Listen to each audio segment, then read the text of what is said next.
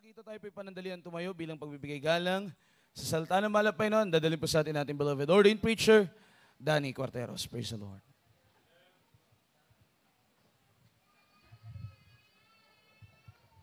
Praise the Lord. God bless you, beloved brother Benji Dorian. Itas mga ating mga kamay may mahal, tayo po'y magkaisang manalangin sa ating pinakamamahal na Panginoong Diyos. Hallelujah! O dakilang mga Diyos na makapangyarihan sa lahat, pinakamamahal naming Panginoong Isus, sa oras na to, sa pangunat-dalangin yung hinirang huling propeta sa lahat ng mga bansa, aming kagalang-galang at minamahal na Pastor Weldy Estrada Almeda, sa aking pagdadala niyong banal mensahe, mahal na Panginoon, hallelujah, buksan mo Diyos sa pangunawa ang bawat isa. Hipuin mo, mahal na Panginoon, ang kanilang mga puso. Ipaunawa mo sa kanilang ibanghilong kaligtasan. Sa ganang akin ako magagawa, mahal po ikaw, Diyos, ang magbigay sa akin ng karunungan at maglangis. At aking sinasaway sa dakilang pangalan, anumang hadlang, gawa ng kaaway, lumaya sa aming kaligitan in the mighty name of Jesus. Hallelujah! Hallelujah! Praise the Lord. Lahat magsabi, praise the Lord. Isang malakas at matunog na palakpak sa ating mahal na Panginoon, minamahal. Unang-una, ang pinakamataas na pagpupuri, pagluwalhati, pagdakila, pagsamba, ay sa ating pinakamamahal na Panginoong Hesu Kristo lamang. And we give double respect and honor to the man of God, the end-time prophet of our loving God, our beloved and evangelist, Pastor Weldy Estrada Almeda, and we cherish the blessed memories and teachings of our beloved and honorable Assistant Pastor Linis Almeda. Sa inyong lahat, minamahal na mga kapatiran, mga baguhan, datihan, to our beloved visitors, to my beloved co-preachers, co-workers, sa lahat ng mga viewers, magandang hapon na po sa lahat and happy 24th church anniversary dito po sa Daco Malls. Oh, mga malls, talagang bumagsak yung kanilang kita, minamahal, negative. Dahil grabing lockdowns. Buti na lang dito sa Pilipinas, ay madali tayo naka-recover. Sa ibang bansa, tuloy-tuloy pa. Mayroon na namang variants yung after ng Delta, yung Omicron ba yun? Yung variant na galing po ng South Africa. At yan na po minimal ay binabantayan. No? At mayroon pa dong darating pa talaga. Na ito pong mga variant na to ay hindi po kayang sanggain yung mga bakunado na. Talagang iba po yung bagsik nito, minamahal. So takot ang mga tao talaga, natatakot po sila. Dahil marami na pong mga nangamatay. So nandyan po yung stricto. Inistrikto na talaga, minamahal. No? Di ka na makapasok sa mga mall, sa mga bangko, makasakay sa mga sasakyang pandagat, panghimpapawid, o kahit sa mga buses, o kahit nga paglabas sa bahay, yung may babalitaan tayo, na bawal lumabas ng kanilang bahay pag hindi vaccinated. Pero, yun ba talaga ang solusyon, minamahal? Bakuna? Almost 2 years na tayo nung nag-umpisa last March 2020. Pero mayroon po tayong mga kababayan fully vaccinated. Sila po'y nawala sa mundo. No? Mayroon po tayong kapatiran from San Mariano. Napilitan po siyang magpabakuna dahil hindi na po siya makapagtinda ng gulay sa palengke ng San Mariano. First dose lang po yun nung siya nabakunahan. Nagkaroon na po siya ng paninikip sa dibdib, nahirapan na huminga, nahihilo. So nagtaka po yung kanyang mga anak, Dahil bigla po siyang pumunta doon sa pinakamalayong barangay o sitio ng San Mariano. Sa may Del Pilar, sitio yun. Sierra Madre na talaga. Na hindi naman siya pumunta doon. Hindi niya nakita yung kanyang anak doon, mga apo. Bigla doon pumunta doon. Tapos, nung kinalingguhan, dumalo sa banal na gawain, kahit mahina ang pakiramdam niya, yun pala, huling hininga na niya yun. Pag upo sa upuan, wala pang 10 minutes. Hindi po nagtagal. Siya po ay inatake sa puso. At ang finding ng doktor, dahil dinala po namin doon sa UDMC, ay IUDMC. IUDMC ba yun? IUDMC, Isabela United Doctors Medical Center. Malapit lang po sa ating pastoral house. Siya po ay inatake sa puso. At nung nalaman ng doktor na siya ay vaccinated, sabi ng doktor, bakit daw sabi nakunahan, bawal daw sa may sakit sa puso. Inapilitan lang po yung kapatiran natin dahil hindi na kasi makapagtinda. Hindi naman siguro niya alam na may sakit siya sa puso. Amen? Everybody say, praise the Lord. At saka wala naman sigurong nagsusuri. Kasi pipirma ka naman doon eh. Kung anong mangyari sa'yo, wala silang panagutan. O may sakit sa puso ka man, o wala, o may high blood ka. Wala talaga. Mayroon din pong mga doktor, kamag-anak ng ating mga kapatiran, fully vaccinated, first dose, second dose, inatake, tinamaan ng COVID, positive, humingi ng prayer ng sa ating mga kapatiran, kahabagan ng Panginoon, sila po'y nakarecover at pinagaling. Everybody say, praise the Lord. Sa Kawayan po, minamahal, mayroong dumalo doon. Kasagsagan ng COVID last year. Dumalo na naka-oxygen. Yung portable oxygen. Dala-dala niya. She can afford. Kaya niyang bumili dahil isa po siya sa mayaman sa Kawayan, malawak na lupain. So, dala-dala niya yung kanyang portable na oxygen. Mayroon pong mga loved ones na nagkasama niya. Dumalo siya. Naka-wheelchair. After ng gawain, binotismuhan. Nag-alanganin pa nga yung kasama kong manggagawa kasi pagkatapos ng gawain, diretso kami ng Malig. So sabi ko, bautismuhan. Sabi ni Brother Angelo, kwento niya, minamahal. Nag-alanganin pa sa bautismo dahil nagka-oxygen nga. Nung pinatanggap at tinanggal yung oxygen, parang tumirik na yung mata, parang mamatay na. Pumasok sa isip niya, bautismuhan ko ba ito? Mayroon nang pumasok sa kanyang isip, pag bautismuhan mo yan, matuluyan yan, patayan. Mayroon namang pumasok sa isip niya, pag mabautismuhan yan, gagaling yan. So, mas pinaniwalaan niya yung sinabing pag bautismuhan, gagaling. Kasi yung sinabing mamatay, sabi niya, siguro sa demonyo yon. So, tinanggal yung oxygen. Pagtanggal sa oxygen, talagang abot, hininga na. Alam mo naman, pag bautismuhan, kailangan mag-pray muna. Amen. So, ilang minuto pa yun, prayer. Tapos nilubog. In Jesus' name, pagbangon sa tubig, minamahal, inobserbahan nila, pagbangon sa tubig, bigla daw umubo. Pag ubo, excuse me sa mga kumakain, mayroon bang kumakain dyan? Pag ubo, minamahal, lumabas yung napakaraming plema. At guminhawa siya. Ang sarap na niyang huminga. Ayaw na niyang ibalik yung kanyang oxygen. Pagkasunod na gawain, Miyerkules, nagulat ako, tumatalo na, nagpupuri na sa mahal na Panginoon. Grabe, pasalamat sa mahal na Panginoon.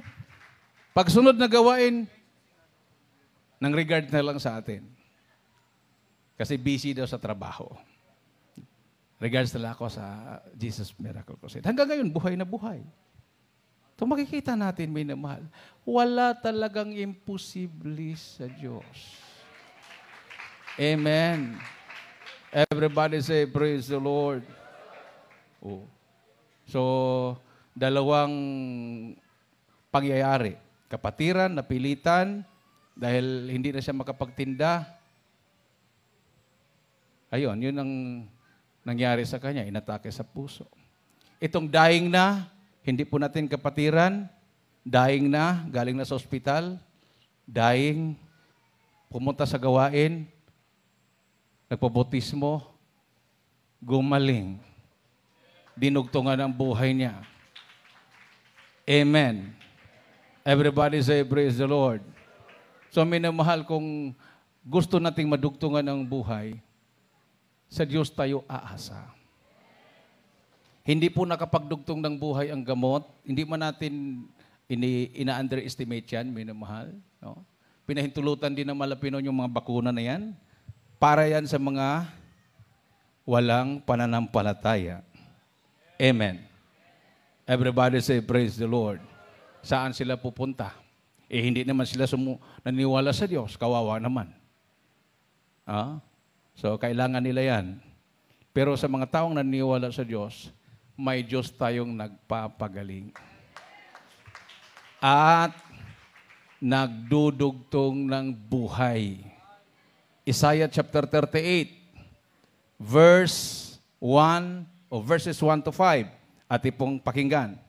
Isaiah chapter 38, verses 1 to 5. Ati pong beloved corporal ba? Corporal R.J. Bayog. Ayan, yung ati pong matapang na pulis. Hindi natakot matanggal. Tinapon sa palanan. Iniwan niya yung kanyang single motor doon sa kawayan dahil yung eroplano na biyahe papuntang, kasi ang palanan hindi pwedeng puntahan ng baylan kasi wala yatang kalsada. So, naka-eroplano siya. Punta siya doon. Kumbaga, hindi ka basta-basta makauwi sa pamilya. Pero pinauwi siya ng malang Panginoon. Palakpakan natin ang ating Diyos na buhay. Kahit daw saan itapon, kahit sa Sulu, kahit sa Mindanao, huwag lang itapon sa impyerno. Palakpakan natin ang ating Diyos na buhay. Minamal, ating pong basahin. Praise Lord. Dito po mga minamal sa Isaiah Kapitulo 38, talatang 1 hanggang 5. Nang mga araw na iyon ay may sakit na ikamamatay si Ezekias at si Isaias na propeta na anak ni Amos ay naparoon sa kaniya at nagsabi sa kaniya, ganito ang sabi ng Panginoon, ayusin mo ang iyong sangbahayan sapagkat ikaw ay mamamatay at hindi mabubuhay. Nang magkagayoy, ipinihit ni Ezekias ang kanyang mukha sa panig at nanalangin sa Panginoon at nagsabi, idinadalangin ko sa iyo, O Panginoon, na iyong alalahanin kung paanong ako'y lumakad sa harap mo sa katotohanan at may dalisay na puso at gumawa ng mabuti sa iyong paningin. At si Ezekias ay umiyak ng di kawasa. Nang magkagayoy, dumating ang salita ng Panginoon kay Isaias na nagsasabi, ikaw ay yumaon at sabihin mo kay Ezekias, ganito ang sabi ng Panginoon, ng Diyos ni David, na iyong magulang, aking dininig ang iyong panalangin, aking nakita ang iyong mga luha. Narito, aking idaragdag sa iyong mga kaarawan ang 15 taon. Amen. Palakpakan natin ang ating mahal na Panginoon. Nadagdagan pa ng 15 years. Ang Diyos na mismo nagsabi na mamatay na siya. No? Okay lang kung doktor. Kasi sabihin ng doktor, milagro na lang ang pag-asa dyan. So mayroon pang pag-asa. Diyos na nagsabi. Ayusin ang kanyang pamilya dahil mamatay na siya sa kanyang sakit. Pero ang ginawa niya, hindi naman niya sinabihin, ayaw ko pa. Sabi lang niya, alalahanin mo, Panginoon. Alalahanin mo kung paano ako lumakad sa iyong alituntunin. Amen. O anong sabi ng Malapinon? Inutusan niya uli si Isaiah. Sabihin mo kay Hezekiah, narinig ko ang kanyang panalangin. Nakita ko ang kanyang mga luha. Dagdagan ko ng 15 taon ang buhay niya. Yun lang pala. Yun lang pala gagawin. Pag may karamdaman ka, lumuhod ka, umiyak ka. Everybody say, praise the Lord. Hindi yung lumuhod ka, tapos sabihin, Lord, pagalingin mo ako. Pag hindi mo ako pagalingin, mapilitan talaga ako magpa-doktor nito. Hindi ganun. Kumbaga, tanggap mo na. Tanggap mo na. Pero ang mahal na Pinoon ay Diyos ng pag-ibig. Anong nangyari? Dinagdagan pa niya. Palakpakan natin ang ating mahal na Panginoon. Everybody say, praise the Lord. So yan ang kagandahan, minamahal, pag nasa totoo kang paglilingkod. Bakit ko sinabing totoo? Mayroon pong paglilingkod sa Diyos na hindi totoo. Katulad nung uncle ko na NPA leader sa amin, sa Bohol. Tinanong namin, totoo ba ng mga NPA hindi naniniwala sa Diyos? O ano sabi niya? Naniniwala kami sa Diyos. Pero mayroon ba? Naniniwala daw sila sa Diyos, pero mayroon ba? Ano yun? Parang hindi rin naniniwala. Amen. Ibig sabihin, hinahanap nila, mayroon ba? Pinasok natin ng Sinundungan Valley, Marag Valley, kabundukan ng San Mariano, Jones, doon sa may, ano ba yan, Dikamay. Karating tayo doon. Pagdating namin doon, sabi ng mga tao, 50 meters away, nandun yung mga NPA, mga kulang-kulang 50. Ito yung mga taong hindi naniniwala sa Diyos. Kung naniwala man, malaking question mark, mayroon ba? Pero sila ngayon, minamahal, ang nagsasabi, mayroon ngang Diyos sa Jesus Miracle Crusade. Ayan, si Brother Rolando Danao alias Kawili. Kasagsagan nung kanyang nung NPA, 1980s yan, pumasok, 1980s. Yun talaga, mga halang ang bituka, mga NPA nung panahon na yun. Mga NPA ngayon, parang barkadahan na lang yan eh. Mga estudyante galing ng Manila, no? O doon na sa bundok, maya-maya, hindi naman yan talaga nakatira sa bundok palagi, bumababa. O tingnan mo yung mga commander dito sa Cagayan Valley, saan nahuli? O sa Bulacan, sa Santa Maria. Isa doon, nagbanta sa akin, yung si Kaayang, yung si Irene Agkawili, Kaayang o si Kaining. Nung nag-Bible study kami sa Santa Ana, yung kapatiran po natin doon na nag-donate ng lupa, si Kadante. Nung nag-Bible study kami, din namatay na po si Kadante, inatake sa puso. Hindi na dumadalo kasi. Malapit lang yung chapel, hindi na dumadalo dahil natisod sa kanyang anak. Parang nagkaroon ng problema. Alam mo naman mga NPA, pag magkaroon ng problema, parang hindi nila kayang harapin. Kasi nasanay sila pag may problema, pang! Para wala ng problema. O problema ka, barilin ka na lang. Problema sa barangay, o barilin, patay. So, nasanay sila ng ganon. So, nagka-problema, patungkol sa lupa, nanlamig, biglang inatake sa puso. Pumunta kami doon. Nag-funeral service. Last night. Hindi ko alam, si Brother Enrique Dawayan, my beloved co-preacher, namigay ng leaflets, Beware Communism and Satanism, gabi yun. Napunta na pala siya doon sa may niyugan, sa likod ng bahay. Walang kabahay-bahay doon. Yung chapel natin sa Santa Ana, yung kapitbahay doon, yun ang nag-donate. Yung likod doon, niyugan yun. Hindi niya alam, nandoon si Kaining. Nandoon ang mga NP kasi last night yun. Namigay siya ng leaflets doon, Beware Communism, Satanism, si Brother Dawayan, Brother Enrique. Kakain na kami, tapos ng gawain, si Brother Enrique nasaan?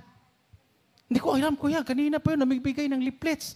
Sabi ko, hanapin. Hinanap. Wala talaga, hindi mahanap. Nag-isip na ako, nako, NPA pa naman itong namatay, baka naman may NPA dyan at namigay siya ng leaflets beware communism, satanism, baka naman dinampot na yon. Maya-maya, bumalik. Saan ka galing? Ay, doon, Brad, doon sa may niyugan doon. Mayroon kasi mga tao doon nakaumpok, nagkukwentuhan. Nilapitan ko. Maraming tanong sa akin.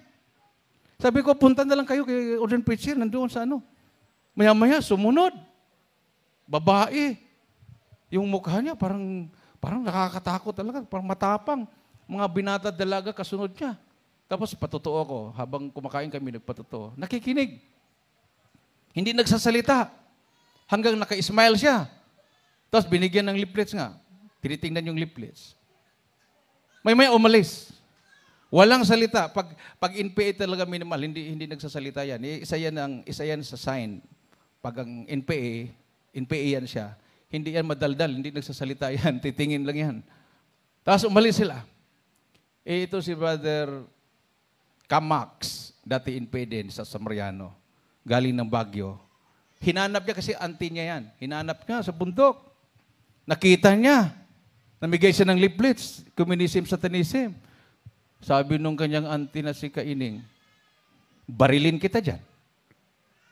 Nabigyan na ako ng ganyan. Kasamahan niyo. Yun, yung Brother Danny ba yun? Sabi ko, po, kasama naman yun. May panahon sa akin yan. Sa amin yan. May panahon yan sa amin. Ibig sabihin, binantaan ako. Sabi naman ni Brother, Kamax.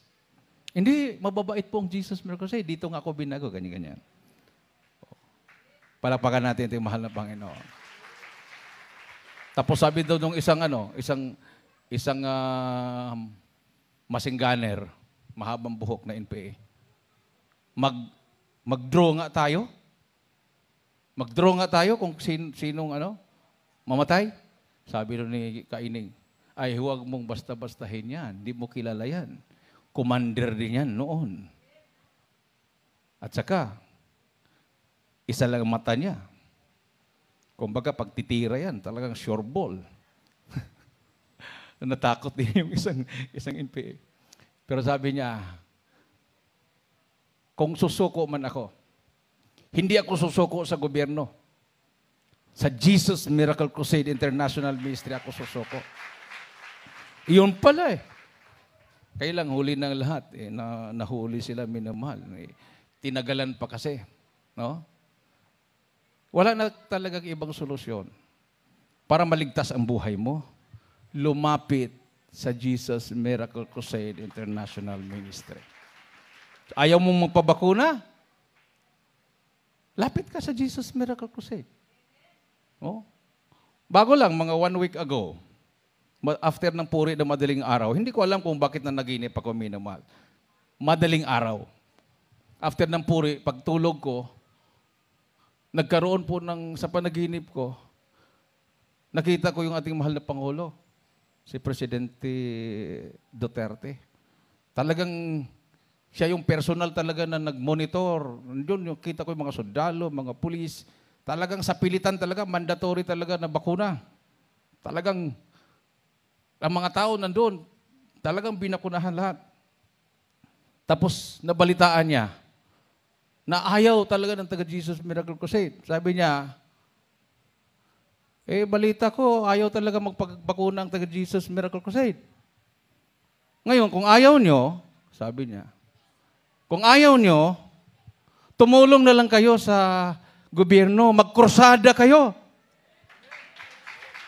Magkrusada kayo. Tapos nakagising ako. Ibig sabihin, go signal yun ng mahal na Panginoon. Pag ayaw natin, magkrusada tayo. At ito ngayon, nagkrusada tayo. Nasaan na yung schedule ng krusada? Marami pang krusada Ito yung una. Tumawin Next week, basta naka-schedule lang hanggang huling araw ng December. No? Mayroon tayong Ilagan, mayroon tayong Malig, Santiago, Difon, Santa Maria, Crusade, lahat yan. Ano pa? Ronrono. 6 na yun. Dami na yun. San Mariano. Kawayan. Di 8 na. Marami pang susunod. So ang gagawin po natin, crusade. Amen. Everybody say praise the Lord. Dahil kawawa naman ng ating mga kababayan, minamahal na walang pag-asa talaga. No? Ayaw naman nilang magpabakuna din. Dahil mayroon silang mga sakit. So saan sila maproteksyonan? Sa mahal na Panginoon. Marcos Kapitulo 16, versikulo 15 hanggang 18. Ating pong basahin. Ating mahal na pastor, minamahal, walang pili. Pinasok niya ang kampo ng Abu Sayyaf, nagkrusada. Hindi lang para maligtas ang mga sipadan hostages, kundi nagkrusada siya doon. Ang target doon sa leaflets na nakasulat doon na crusade, 3 days. July 1, July 2, July 3. Pero ang target ng Malapinon, lumampas. 3 months. Hindi lang pala doon sa Hulo. Hindi lang pala doon sa kampo ng Abu Sayyaf. Ang plano ng Malapinon, 3 months crusade, buong mundo. Pinanood, binalita. Patay na daw ang malapastor, pinugutan na daw ako ng ulo, minasakir na daw ang prayer warriors. Doon nag-umpisa yung mga fake news. Mga mainstream media yon, lokal and international. Pero fake news ang mga balita nila. Dahil hindi nga sila makakapasok eh. Pinipirahan lang sila ng mga taga roon na nag-feed sa kanila ng balita. Patay na yung isang prayer warrior. Ako yung tinutukoy. Kasi tinitingnan nila doon, nakakapasok kasi sila eh. Tinitingnan, binilang, 12 na lang. Tapos may balita, patay na daw ako. Kasi nung ako'y bumaba, bumalik yung dalawa, nagpaputok yung mga Abu Sayyaf, bumalik yung dalawa, sinabihan yung makasama ko, patay na si Danny. Sabi naman ng makasama ko, mga prayer warriors, kay Malapastor, patay na daw si Brother Danny. Sabi nila, hanggang doon na lang si Brother Danny. Nag-isip din yung mga co-prayer warriors ko, tayo kaya? Kailan kaya tayo? Yung pala, hindi totoo. Totoo na balak nila akong patayin, minamahal, pero sabi nga ng isang Abu Sayyaf, mamaya, puputulan ka na ng ulo. Yun ang meeting nila.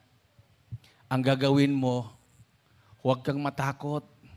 Huwag kang paluhod-luhod. Huwag kang magmamakaawa. Sabi ko sa Abu Sayyaf na nagkwento sa akin, ano gawin ko? Habang ginugulgol yung liig mo, mag-smile ka lang. Sinong kayang mag-smile na ginugulgol ang liig, sumigaw ng praise the Lord? Smile lang, hindi kayo sumigaw. Hindi ko alam kung bakit. Gugulgulin yung liig mo, mag-smile ka. Naalaala ko, sinabi ni Malapastor July 1, habang kami nagpupuri doon sa kampo ng Abu Sayyaf, at inikutan na kami. Tinanggal yung mga sapatos namin, lahat na makita nila, pati rilo, lahat-lahat na. Tapos nakatutok yung kanilang mga baril sa amin. Nagpuri kami. Sabi ni Malapastor, walang iiyak. Tumulo na yung luha namin. Walang iiyak. Nakatingin kami kay Malapastor. Kasi pag iiyak kayo, ang tingin ng mga Abu Sayyaf sa atin, takot tayo sa kanila. Buhay ang Diyos natin. Walang iiyak. Kung pwede lang ipabalik yung luha sa mata, babalik namin. Pero tumulo na talaga eh. Ang ginawa na lang namin habang tumutulo yung luha, naka-smile kami. Naalaala ko yung sinabi ng Abu Sayyaf, huwag kang magmamakaawa, mag-smile ka lang. Minamahal. Nung binuksan na yung kwarto at pinalabas na ako, pinasok ako sa kwarto alas 10, pinalabas ako alas 3. O mga alas 6 na yon. Paglabas ko, kasi pinakain ako alas 3. Binigyan ako ng biscuit at saka Royal True Orange. Tapos pagka mag-alas 6 na, binaksan. Labas ka na. Paglabas ko, naku, nakatutok temporel. Ang dami. Dami nila.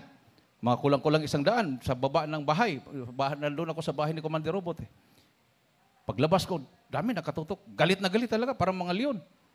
Nung nakita ko, ang ginawa ko, hindi ko na inantay na gugol-gulin yung liig ko bago ko mag-smile. Nag-smile na ako dati. Pagbukas ng pintuan, lahat ng mga nakita ko, praise the Lord po, praise the Lord, hallelujah, praise the Lord. Yung smile talaga na yung hindi fake na smile. Ha? Ano ba ang smile na fake? Ganun ba? Mag-selfie ka. Makasalubong mo yung kagalit mo. Parang smile ng aso, di ba? Pag makita na yung ngipin, nag-smile bang aso o gustong kakagat?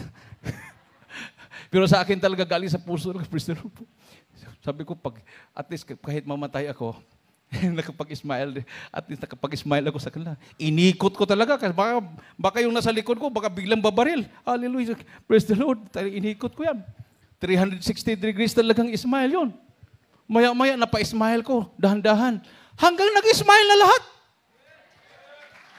Nung nag-smile na sila lahat, biglang mayroon akong narinig na boses, Danny Boy, lapit ka sa akin. Pagtingin ko si Commander Robot, lapit ako. Sabi niya, kita mo yung sasakyan? Opo. Sumakay ka at mauna ka at ibalita mo doon sa inyong makasamahan, lalo ng beloved wife ng inyong mahal na pastor, sabihin mo sa kanila, buhay kayo lahat. Pag sabi, sumakay ka, sumakay na ako kagad. Baka magbago isip eh. Smile ko, praise the Lord po. Sakay ko, pagsakay ko. Katabi ko yung isang babae. Siya palang may-ari ng truck na yon. May kargang mga kopra sa likod. Tapos katabi ko yung driver. Ay, nasa harapan kami. Hindi pwede yung kasakay sa likod. Mga kopras ang dinaanan namin yung mga iba't ibang mga checkpoint. Checkpoint ng Abu Sayyaf. Checkpoint ng Imaylef. Checkpoint ng Iminilef, checkpoint ng sundalo. Wala kaming ibang ginawa kundi kaway-kaway, smile. Hindi naman ako mahalata dahil naka-t-shirt ako, colored yung t-shirt ko. Hindi ko maalala kung anong kulay yon. Tapos, pula yata ang kulay noon. Tapos, mayroon na akong balbas, mahaba na, para na akong Muslim na rin. Ito, haba na rin buhok ko. Hindi nila ako nakilala. Akala nila akong may-ari ng kopras. Baba. Pagsakay ko sa aeroplano, ang galing talaga ng media. Pagdating ko ng hulo, Brother Danny, picturean ako, tapos mabuti, ang galing ng nag-drive nung sinakyan ko. Napalayo na, napatago ako sa media. Pagsakay ko sa aeroplano, yung katabi kong, kasi namimigay ng newspaper, yung mga stewardess. Yung katabi ko, nagsombrero na nga ako ng ganyan, para hindi ko makilala. Bigla pa akong ginising. Sabi niya, Brad. Tapos pagtingin ko, nakahawak siya ng newspaper. Nakalabas na pala yung isang prayer warrior. Praise the Lord. Pagtingin ko, ako yung nasa newspaper, nasa headline. Gumanon ako. Kunwari, hindi ko siya pinansin, tapos lalong tinabunan ko yung ulo ko. Sabi ko, grabe. Nakuhaan pala ako ng picture. Hanggang pagdating ko sa Maynila, minamahal. Pinasok ko yung lahat ng mga opisina ng mga ambasador. Ambasador ng Germany, France, Austria, kasi may mga hostages sila. South Africa, Malaysia. Nakausap ko pa yung mga matataas sa Malacanang. Mga general. Hindi ko makalimutan yung asawa ng isang retired general, si Cunanan. Belinda Cunanan, asawa ni retired General Cunanan.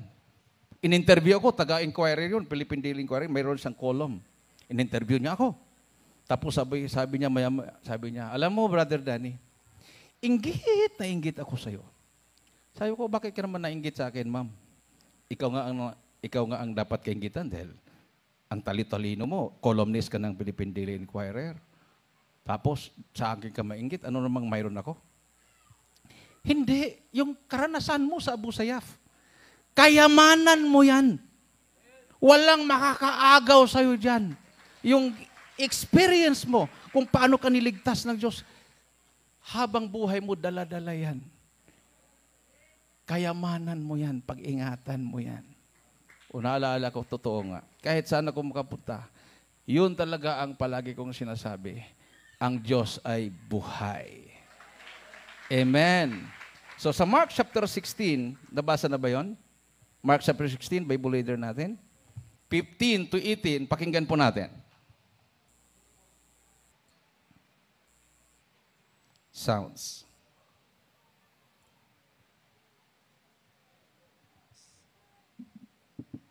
Dito po sa Ebanghelyo ay kay San Marcos, kapitulo po ay 16, talata po ay 15 hanggang 18. Sabi po dito, at sinabi niya sa kanila, magsiyaon kayo sa buong sanlibutan at iyong ipangaral ang Ebanghelyo sa lahat ng kinapal.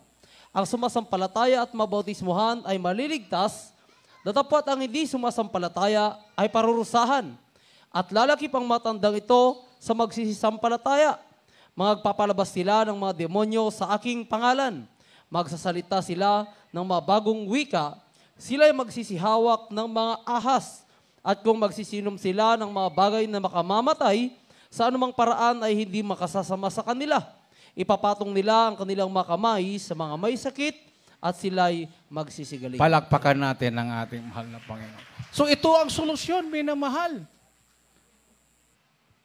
Ayaw mong mamatay sa virus na yan? Magpabotismo ka. Hindi ka lang gagaling. May protection sa'yo, may immunity sa'yo. Ipatong mo ang kamay mo sa may sakit, gagaling ang may sakit. Nasa Bible yan. Palakpakan natin mahal na Panginoon. Lahat tayo gumagamit ng Bible, pero hindi lahat naniniwala dyan. Dahil hindi po nila naranasan, hindi po natin sila masisisi. Dahil bulag pa sila sa katotohanan. Amen? Hindi mo pwedeng ipilit na ang rainbow ay iba't iba ang kulay kung ang kausap mo ay bulag. Amen. Sabihin mo, alam mo, yung nakita ko yung rainbow, iba't iba ang kulay. Sabi ng bulag, sinungaling ka, itim lang ang nakita ko. Eh, siyempre, bulag eh. Alam mo, sabihin niya, nakita, maniwala siya, bulag siya. Itim lang talaga makita niya. Kahit sabihin mo pa, lahat na kulay na nakita mo sa rainbow, sabi niya, sinungaling ka, itim lang talaga ang nakita ko. Pero kung ang kausap mo, hindi bulag, ay talagang, baka yung hindi mo pa nakita, nakita niya. Ano bang nakita mo sa rainbow? Kita, kulay blue, ganyan. O mayroon ako nakita, hindi mo nasabi. O, di ba? Ganon din sa Christian. Pag ang kausap mo ay totoong Krisyano, at pinag-usapan natin ng signs, wonders, and miracles, ay talagang sasabihin niya, totoo yan. May patutuo pa ako na masigit dyan. Pero kung ang kausap mo ay hindi totoong Krisyano, pag sabihin mo may mga himala, ay wala nang himala. 2 years ako sa Saksi ni Jehovah. Saksi ni Jehovah. 2 years ako dyan. Bahay-bahay kami nung ako'y high school. Yung pinsan ko, ay talagang masipag sila, minamahal. Sabi niya sa akin, sama ka. If kapanahonan ng mga NPA nung panahon na yon, that was 1980s. High school ako noon. Sama-sama ko sa kanya. Kasi sabi nung commander kasi ng NPA na uncle ko, halos lahat na doon na relihiyon ay kakampi nila. So unang-unang isinulat, RC. Akala ko RC yung soft drinks. Kasi puro mga abbreviation nakasulat, abbreviation. Nung ipiniliwanag ng commander ng NPA, ito yung mayroon na tayong memorandum of agreement itong relihiyon na to. Pag tayo'y magtagumpay, sila lang ang pahintulutan sa buong Pilipinas. RC. Tapos itong iba dito, mga CIA, Mormons daw, Saksi ni Jehovah, mga CIA daw yan, ganyan. Ito mga born again na to, walang kwenta to, mga bakla to, bit ng Bible, ganyan. Yung RC ito, Yung paliwanag niya, RC, Roman Catholic palang meaning ng RC. Yung pala si Cardinal Sin, mga pari, mga madre ng panahon na yon, sila yung nangunguna sa mga marcha sa kalsada, yung mga pari at mga madre. So tuwang-tuwa naman ako, Katoliko pa ako, no? Sabi ko, kayo mga saksi kayo mga gano'n, mga born again kayo, palayasin kayo sa Pilipinas, malapit na. Nung nakita ko na walang humpay na pagpatay ng mga tao yung mga NPA, pinatay yung aming kapitbahay na mayroong 5 anak, kamamatay lang yung mama, yung mother. Wala pang 1 taon yung anak. Tapos pinatay dahil na parang pinagbintangan na reporter siya. Wala pang mga cellphone noon eh. Nagpapataya kasi siya ng Hay Alay, yung Masyaw, 3 numbers. Waiting dito, 2 number lang. Sa amin, 3 number. Siya yung akyat panaog. Pag mayroong NPA sa barangay namin, biglang may aakyat na pulis at CHDF. Siya yung pinagbintangan dahil siya ang akyat panahog kasi nagre-remit siya ng mga numbers na tinatayaan. Talagang sinaksak siya dito, tinusok yung dito niya. Tapos binaril siya. Pagbalik ng uncle ko, sabi ko, sa demonyo pala kayo? Sa demonyo pala kayo, sabi ko. Ayun ang dahilan na sumasama ko sa Saksi Nyoba na.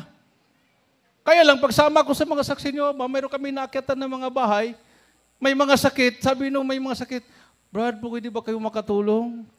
Yung pasyente namin galing sa hospital, wala nang kagalingan. Sabi, wala na daw himala. Ipa-hospital po nyo. Galing na nga sa hospital eh. Baka sa ibang hospital, pwede. Sabi ko, Panginoon, kung mayroong grupo na katulad ng mga apostol na naghihimala, dalhin mo ako doon.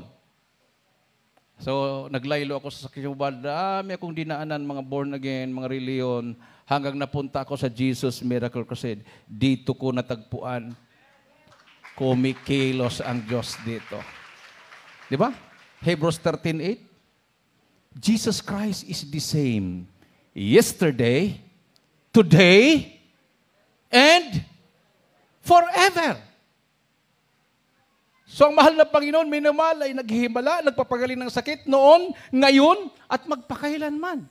Sabi ng paliwanag ng mga Saksi Nyoba, ang himala daw ngayon, yung mga invention ng mga scientist. Ang tanong, yung mga scientist na yan, may Diyos ba?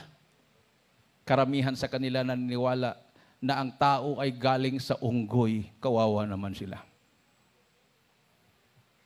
Tayo ay naniniwala na ang tao ay nilalang ng Diyos.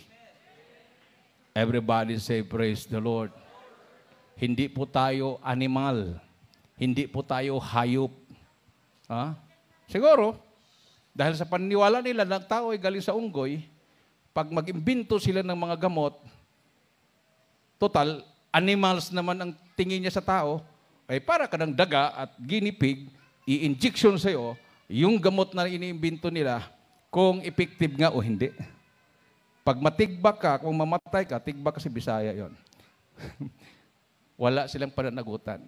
You are part of the experimental trials. Mayroon ka pipirmahan doon na kung ako ay mamatay, voluntary kong itinaya ang aking buhay para maligtas ang... Kasi kailangan kasi nilang talaga makaimbento ng gamot. So, sino po ang injeksyonan? Anong pakialam ng daga sa COVID? Anong pakialam ng mga guinea pig? Tao ang injeksyonan. Ngayon, pag ma-injeksyonan ka at hindi ka matigok, so sabihin na, ito yung effective. Ito, naka-inject kami ng 10 million, nabuhay ang 9 million. Patay ang 1 million. Wala namang 100% na mortality. Mayroon talagang, katulad ng kapatid natin, 1 dose pa lang yon, natigok siya. So wala pong gamot na 100% buhay ang tinitistingan. Halimbawa, 50% ang effectivity. 50% o sa 10 million, 5 million na buhay, 5 million patay. Paano kung nabilong ka sa 5 million, wala kang swerte. Pero sa mahal na Panginoon, pag ang Diyos ang nagpapagaling, 100% buhay ka. Palakpakan natin ang ating Diyos na buhay. Ating pong basahin, Hebrews 13:8. Dito po mga minamahal sa sulat ni Apostol Pablo sa mga taga-Hebreo, Kapitulo 13, ang talata po 8. Si Jesucristo ay siya ring kahapon at ngayon, oo at magpakailanman. Jesus Christ the same yesterday and today and forever. Ang tanong, minamahal, ang tanong, bakit yung mga pastor, ang dami nila, sila ay nagpapabakuna din? Alalahanin natin sa panahon ni King Ahab. Si King Ahab, ang dami niyang mga nakapaligid sa kanyang propeta. 400 na propeta. 450. To be exact. Isa lang po, minamahal, ang totoong propeta. Hindi niya kaibigan. Si propeta Elijah. Si propeta Elias. Pero yung 450 na yon, kaibigan ni King Ahab. Sabi ni propeta Elijah, patunayan ko sa inyo na ako ang tunay na propeta at ang Diyos ko ay tunay na Diyos. Hindi uulan ng 3 taon at kalahati. Pinagtatawanan lang siya. Nagkatotoo. 3.5 years, hindi nga umulan. Si Propeta Elias nagtago. Affected din siya Affected siya. Tago siya sa yungib. Natuyo na yung mga ilog. Wala na makain ng mga tao. Hindi na mahanap-hanap ng hari na saan si Propeta Elijah. Namatay na siguro yun. Pero hindi nila alam, araw-araw, mayroong ginamit ng Malapino na ibon, isang uwak, nagdadala ng karni kay Propeta Elijah. Di ba, kinakain ng uwak, yung karni, lalapain nila yung isang baka, kasama na siguro ng mga leon doon, kuha siya ng karni doon, dalhan ko si Propeta Elijah. Palagi fresh. O di nabuhay si Propeta Elijah. Hinanap, nahanap. Nandito ka pala, buhay ka pala. Manalangin ka na, nauulan, nahirapan na kami. Ano sabi ni Propeta Elijah? Sige, umuwi na kayo, malari. Bilisan nyo. Pagpatakbo ng inyong mga chariots, baka maabutan kayo ng ulan.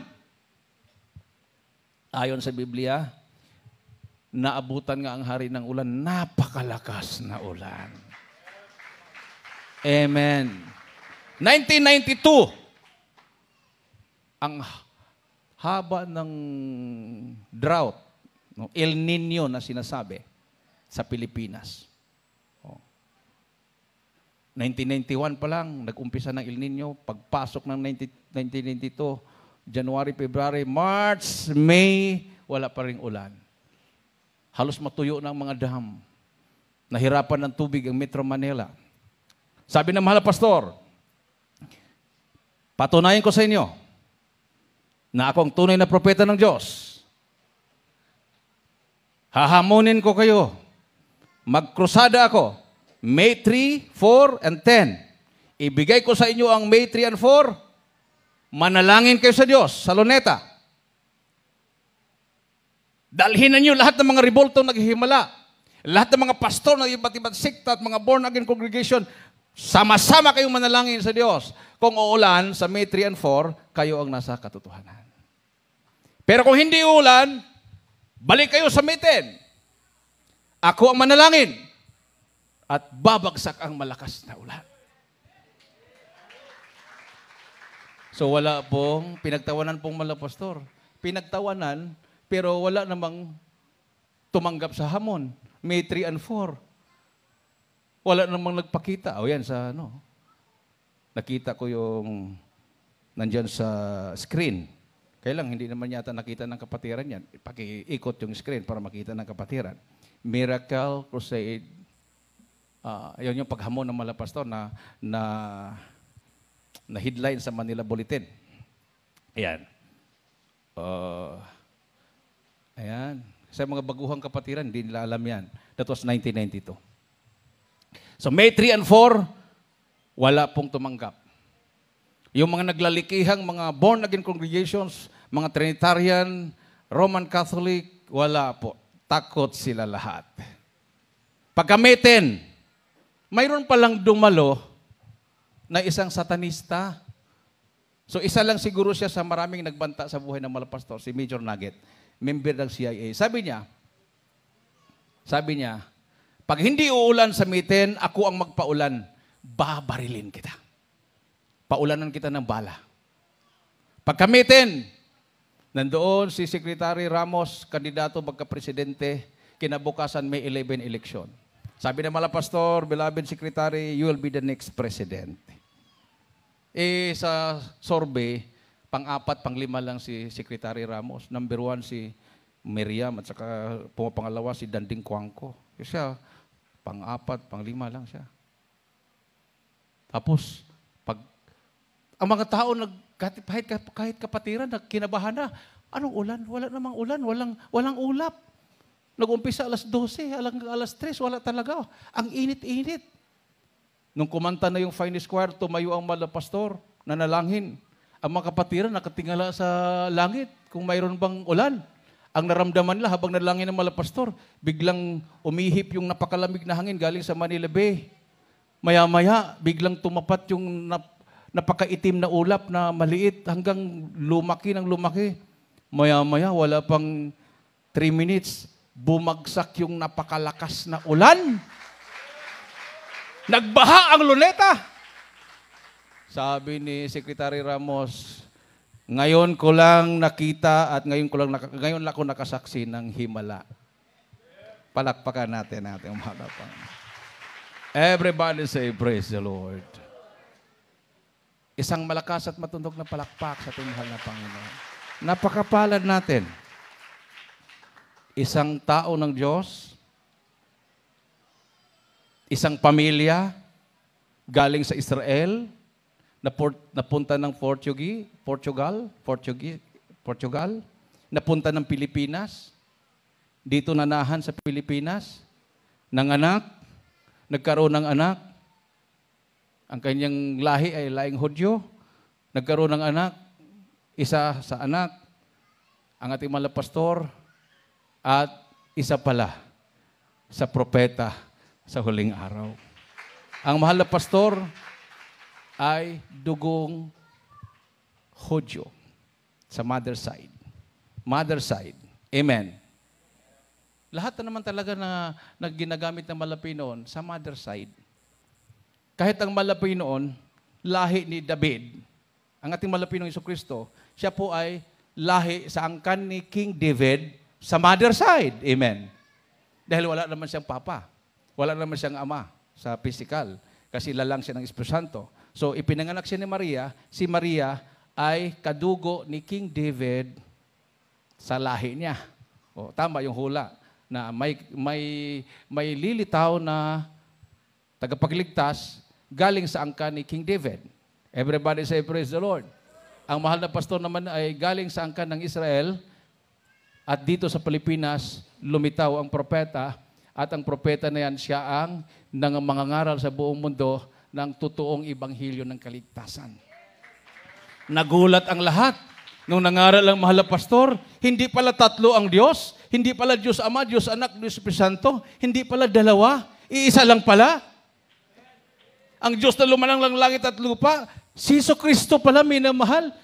Siya pala ang God the Father, nagkatawang tao. Sabi nga ng Bible, Hear Israel, the Lord our God is one Lord.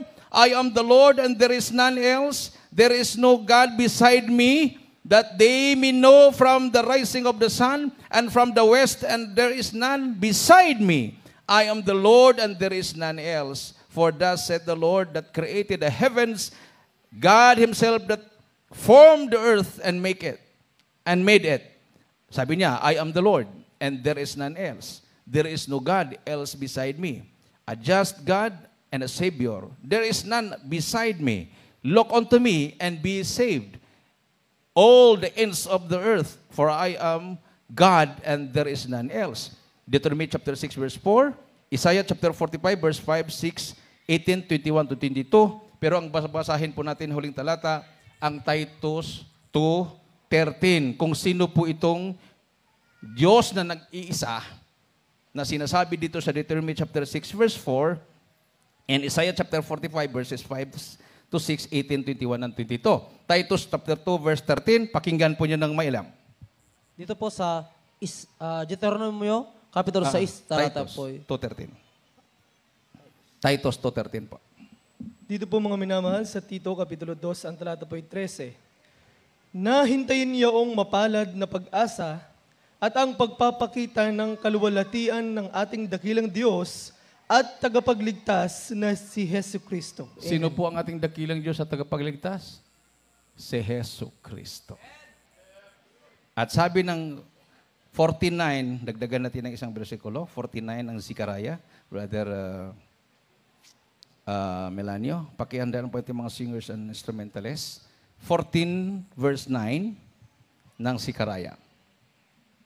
Dito po sa aklat ni Propeta Sakaraya, o Sakarias, Kapitulo 14, talata po ay 9.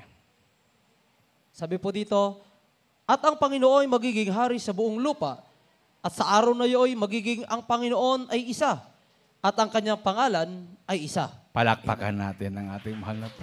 Isa lang. Hindi po marami. No? Hindi po marami, may namahal. So tinawag po siya ng maraming katawagan. El Shaddai, Elohim, Jehovah, Yahweh, ano pa? Daming mga pangalan niya. Adonai, o sa mga Muslim, Allah. Pero pagdating ng panahon, isa lang, Jesus. Pilipos 2:10, lahat na tuhod, luluhod in the name of Jesus. Ayan, Jesus, Miracle Crusade International Ministry. Siya po ay patuloy na nagkukrusada sa buong mundo, nagpapagaling ng mga may sakit. Tumayo po tayong lahat, minamahal. Napakapalad natin. Napakapalad ng bansang Pilipinas. Hallelujah. May Diyos tayong totoo. Yung ibang mga bansa, kahit ang Israel, minamahal, nag-lockdown na uli. Ibig sabihin, wala talagang propeta ang Israel ngayon.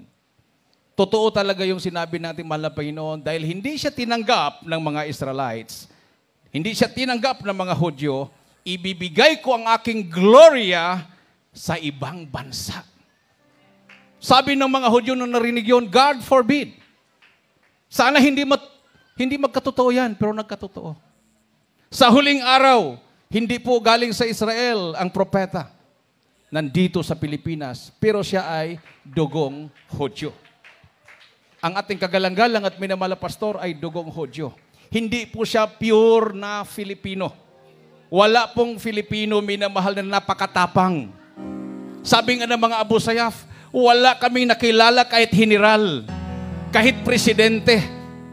Pagpapasok sa lugar namin, ang dala tangke de gera, ang dala mga eroplanong panggera. Pero ang inyong mahal na pastor, pumasok dito, ang dala, libro lang, Biblia lang ang dala. Ang grabing tapang yung pastor nyo. Wala kaming masabi sa kanya, siya ay bayani ng mga Kristiyano at Muslim. Mismo ang mga Abu Sayyaf, mismo ang mga Muslim, grabing paggalang sa ating mahal na pastor. Gawain po natin sa Qatar, bago lang, ni-raid. Pinasok ng mga pulis. Dinalhan si beloved brother Benito ng pusas. Nakaikot yung mga sasakyan, huhulihin sila. Nung nakita, daming mga upuan, sabi nung opisyal ng CID, this is a church? Sabi niya, yes. No, that's prohibited.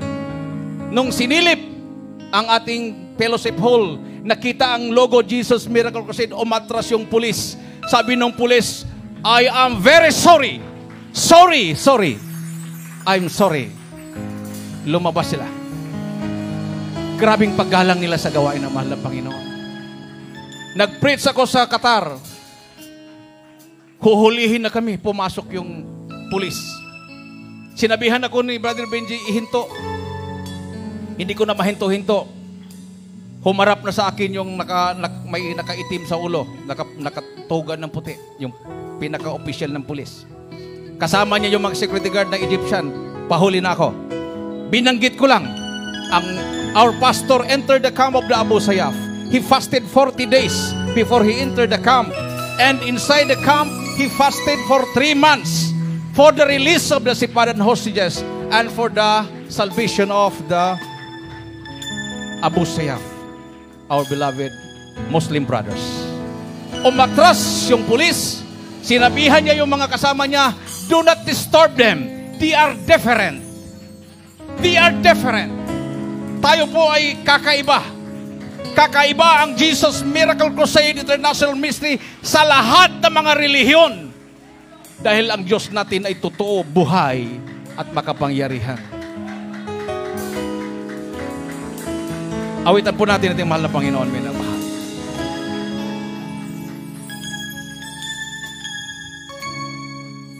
Hallelujah.